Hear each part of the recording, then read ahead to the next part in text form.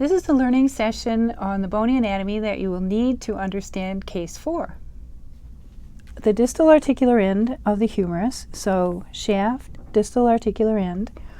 The terminology is somewhat vexed. So this is actually the condyle of the humerus, but it has different names. So this is the capitulum, this is the trochlea, which means a pulley, and then if this is the lateral condyle, this is the lateral epicondyle.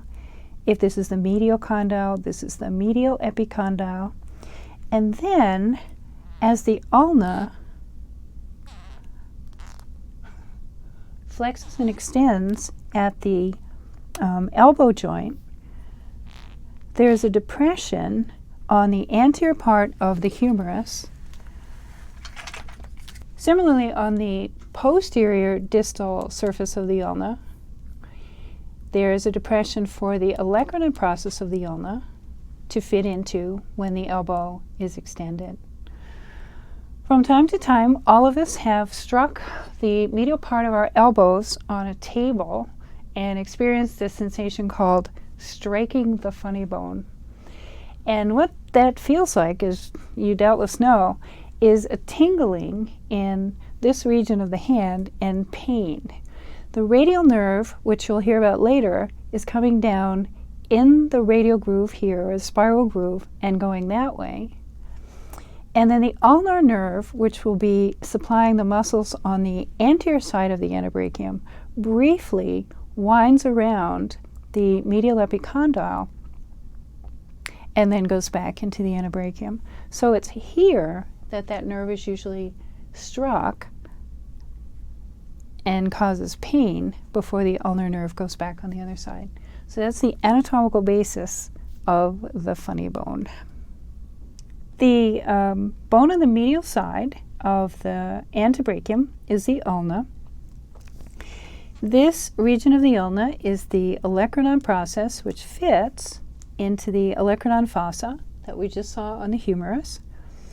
So this would be the posterior side of the proximal articular end. This is the shaft of the ulna. This would be the ulnar styloid process, and that's a bump that you can feel on the side of your wrist on the pinky side, the ulnar styloid process. We'll turn the skeleton around again. And from the front, this is the coronoid process of the ulna, again the shaft and the styloid process. This is the radius, which if the ulna is on the digit 5 side, then the radius is on the digit 1 or thumb side. As long bones, they'll have both proximal articular ends and distal articular ends.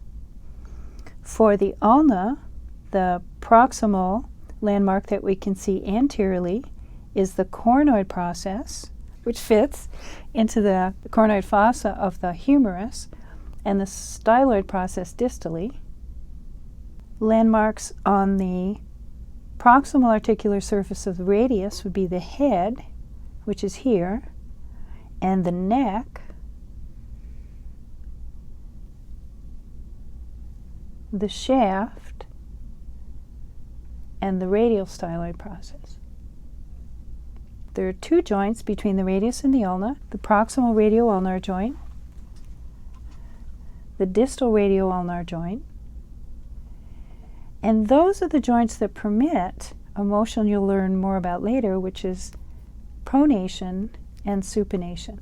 So what happens during pronation and supination is that the head of the radius is pivoting right below the elbow.